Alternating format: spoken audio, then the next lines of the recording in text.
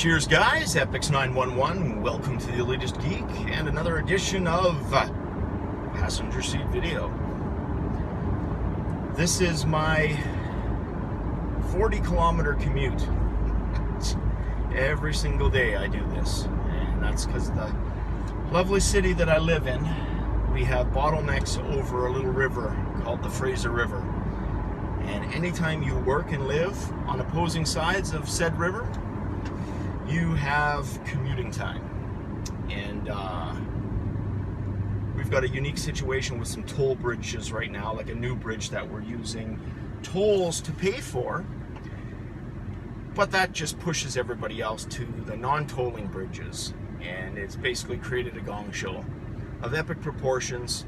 And I happen to work on an industrial island that's caught literally right in the middle of that war, and our island is used to try to evade tolls and long commuting times, and it kind of sucks. But I digress. This morning I want to talk about one of my favorite topics, arcade machines, and about the unique situation that myself and others who grew up in this city of mine. So I live in a city called Langley. All right, Langley is basically a suburb of Metro Vancouver, but I grew up primarily in Surrey, and Surrey, also a suburb city of the greater Metro Vancouver area, right? But having, I guess it was a municipality for the longest time, but whatever. Anyways, the point is, it's a city within a city, right? And it had its own set of bylaws. So the way we experienced arcade games was unlike anybody experienced arcade games. And that's what we're going to talk about. So let's go back to that awesome arcade time. So my first arcade experience, and I've talked about this in a video, was Battlezone, 1980, and it was at an arcade called the Three Bears Restaurant. Is what basically what I called it. I just called it the Three Bears Restaurant. It was across from a high school in this Surrey where I lived, right? And every day I would walk past it, there were teenagers in front, and you know, I kind of wouldn't dare to go in. And one day I was able to, you know, see the way was clear and find out where those awesome magical noises were coming from, right? And soon discovered Battlezone, and the rest, as they say, is history. Now, at that time, my city had arcades, right? In fact, the largest shopping mall in my city was, or rather still is, Guildford Town Shopping Mall. And it had an arcade called Circuit Circus. And Circuit Circus was a membership arcade. So a couple of things happened, all right? And one of them is the familiar anti-heavy metal, anti-Dungeons and Dragons hysteria that seemed to follow me throughout my childhood. And those of my generation, Generation X, we were all kind of painted with that same brush, right? By those in the anti-establishment. So at that time, there were people who felt that Dungeons and Dragons was evil, heavy metal music was satanic, right? And those kids who hung out in arcades, future gambling addicts. Yes, they went there. They actually considered arcade machines gambling in the city where I lived. So a couple of things happened. The first was to make arcades membership only. So what happened was, basically anybody who was my age got shafted, right? So they basically made it so that if you were 13 or over, you could join an arcade, but if you were under 13, you couldn't. Well, that left a lot of us out in the cold to basically press our faces up against the glass and look inside longingly at machines that we would never be able to play. That wasn't the hugest moneymaker, and as a result, as should be expected, arcades began to do rather poorly, right? So at this time, I know of a few arcades. There was Circuit Circus, like I mentioned, in Guildford. There was an arcade called, I believe it was called Electric Avenue, and that was also near that mall, okay? So what happened was the Surrey City Council introduced this bylaw for membership only. Arcades started doing poorly. Basically, long story short, Surrey City Council, in their infinite wisdom, basically outlawed arcades. I actually lived in a footloose type city, believe it or not, where arcades were forbidden. They were evil. Now, you would think this would have done away with arcade machines, but it actually didn't. And this is where the story gets kind of cool, because to qualify as an arcade, according to the fine print, right, of the bylaw, an arcade was any establishment with 4 or more such machines. So if you were a 7-Eleven store, and we had quite a few chain stores, 7-Eleven, Mac's convenience store, Hasty Market, there were a few of those, right? Laundromats were, and corner stores were basically the places you would find arcade machines. So what a lot of businesses did to get around the bylaw is they just simply avoided having 4 machines, right? So you would see stores have a maximum of 3 arcade machines. And that was completely not uncommon, right? So what we quickly learned as kids was exactly what arcade machines existed, right, at any given time, at any given store. And the way it would happen back then is, as you would expect, being, living in a capitalist country, those arcade machines that generated more profits for the person leasing the machine were obviously the more desirable, right? So generally, a corner store, let's use 7-Eleven as an example, would lease a machine for a given period, let's say 6 months, right? The arcade company would be responsible for all repairs to the machine, keeping it in, tip-top shape. If there were issues with the joysticks, buttons that got stuck, the corner store just had to report them, and somebody from the arcade company or entertainment company that was leasing those machines would come in and fix it. All right, so what you ended up having is, and you got to remember, so the landscape of kind of 1980s suburbia, right? Because although I say Surrey was a city, it was really suburban paradise, right? In that there were no skyscrapers, there was no real downtown core. We had an old part of town called Whalley, which was a bit more rundown than the rest. But really it wasn't a city, it was a suburb, right, of a metro city area. And you've got this all over cities in North America. It's not unique to Canada, right? Certainly Toronto, Montreal have the same, but Seattle, right? Portland, New York, any of those kind of cities have that same kind of landscape with suburbia, right? So what was our main method of transport? So you got to remember, we were all preteens, right, when this bylaw thing started. So I'm born in 72. The bylaw for arcades came in, I believe, in 1983. So I would have been 11 years old. So too young to drive.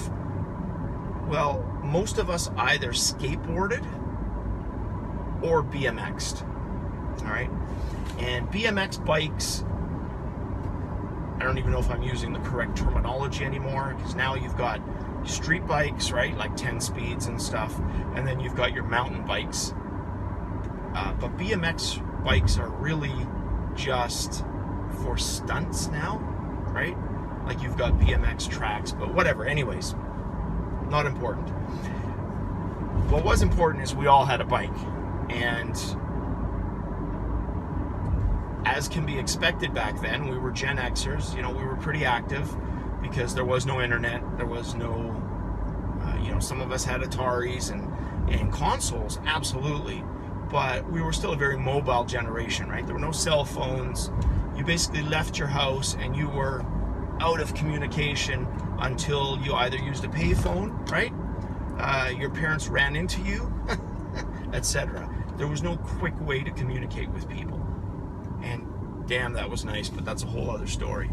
Anyways, so what we quickly learned as kids was in Surrey exactly what what corner stores were in your city, right? And you would basically learn which games were at each store and what stores were around you. So, for example, and I can look back here, and I remember, and I've gone through this with buddies, and it's scary that, you know, 30 plus years later, we can still name exactly what arcade games came to which stores in roughly the sequence they did, right? And who the hell remembers shit like that? Well, if you lived it and experienced it like we did, right? So, as an example, so I lived in a part of Surrey called Guildford Township, all right? So within the Guildford Township, we had a Mac store, and Mac store had Miss Pac-Man and Donkey Kong, all right? There was a Rocky's Pizza. There were 2 7-Eleven stores, 2 Mac stores, a couple of Hasty Markets, a couple of laundromats, and sprinkled in all of those were about 20 to 30 arcade machines at any given time, right? So the Mac store at the outskirts of my township, in a kind of the neighboring one called Wally, had Tron. And as soon as we got wind that Tron was there at this Mac store, that became the go-to place, because Tron was huge. Tron, if you haven't looked up Tron yet, and you're at all interested in arcade machines, look it up.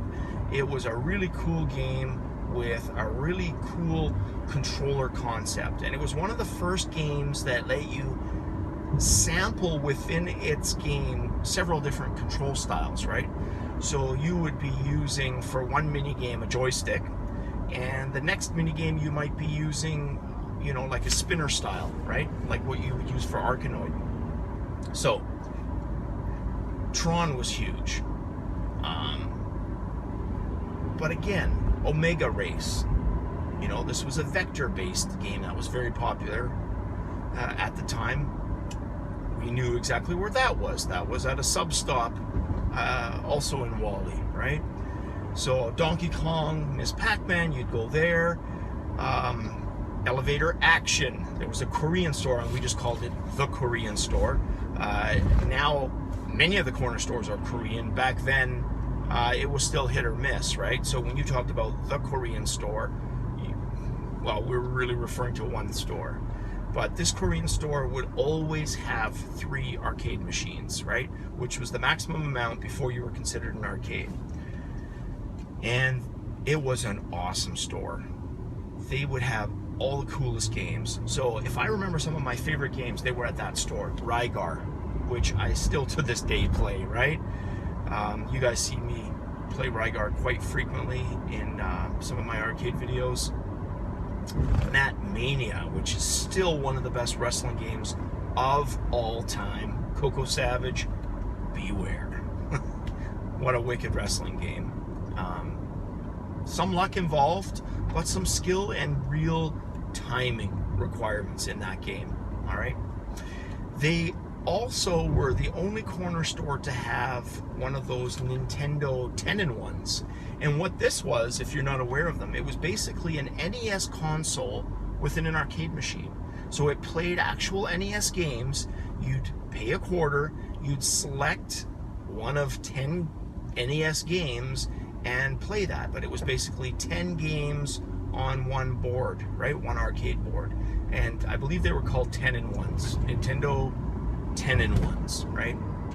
And you were able to play, you know, the NES version of Rygar, which was terrible.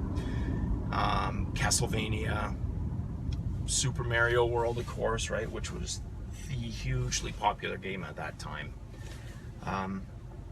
But yeah, Mat Mania, Rygar, Elevator Action, those were games that, you know, we'd find at the Korean store. Eventually games like Black Tiger came out. Black Tiger is my all-time favorite arcade machine, as anybody who watches my videos knows. The all-time favorite game, one quarter on that would last us basically 90 minutes. We could beat the game on a quarter, and we would get almost 2 hours of entertainment for that one quarter. So it was quality entertainment at a pretty good premium, right? But now, just because we visited corner stores for our arcade machines doesn't mean we were totally deprived of arcades. We would still go and frequent arcades. We just had to leave our city to go visit the arcades. And what was really neat was Surrey is made up of streets, right? And basically how it works is there's avenues, and the avenues run east-west, and streets run north-south, mostly, right? And the higher north avenues go up, right? And streets go up as you head east. So north for avenues, east for streets. So it was really easy to grid locate. You didn't need to have, you know, a GPS system or even a map, because addresses were super easy. So if you were looking for, you know, 1000 on 96 Avenue, you knew it was 1000 Street and 96. Like, it was really easy to grid locate, right? Anyways, one of the bordering cities to Surrey was Delta, and it still is, all right? Delta was the next suburb city to the west of Surrey, where I lived. And the dividing street between our city and theirs was 120th Street, which we all knew as Scott Road, all right? Scott Road had 2 or 3 arcades at any given time throughout the 1980s. So we would either go there, or New Westminster, or Vancouver itself, downtown Vancouver, to any of the, you know, half a dozen arcades located in that city. So we were definitely not deprived. There were arcade machines everywhere when I was a kid. So you got to remember, every single corner store without fail had arcade machines. Unless you had some real, you know, religious fundamentalist zealot owners, even people who were religious would have an arcade machine, because arcade machines were hugely profitable during the golden age, right? Obviously, eventually what would happen in the late 80s and the 90s, and there was a bit of a resurgence with the Street Fighter arcades, but the popularity of arcades definitely waned. Kids got better. They changed the style of games to accommodate that, to counter that, right? So what you started getting in the 90s was what we called quarter gobblers. And that's your Street Fighter type games, where it wasn't so much skill. It was basically just button mashing. And yeah, I know you can argue Street Fighter, you can make it last really long, but the point is most of those games were quarter galters. They were based on time, and they were structured in such a way that eventually you would have to feed in more quarters, right? So it was a great time to be a kid. I could play any single game I wanted, and all I had to do was bike to the store, which was exercise, right? So I got my exercise, I got my junk food in, I got my video game fix. Life was fucking awesome in the 80s. And, you know, Saturday morning cartoons, you'd wake up for that, watch your cartoons for 4 or 5 hours, get kicked out of the house, go collect some pop cans, bring the pop cans in for back then the same amount as you'd get now, which was 5 cents a can, and have enough money to buy comics, Star Wars cards, junk food, and of course arcade machines. So no, I'm really interested in hearing what you guys have to say about what was arcades like in your city. Did you have an experience like mine? Was it you know, were you in a footloose style city where arcade games, you know, kind of were forbidden fruit, as it were? Or were you in a city that was completely open to arcades, like a Delta, right? Interested in hearing your guys' Gen X stories, because the way these stories stay alive is by sharing them, right? And if you're too young, well, that doesn't mean you don't have arcade experience. I want to know what your arcade experiences were. And for you, the old days might be the late 90s, but whatever, those are your old days, right?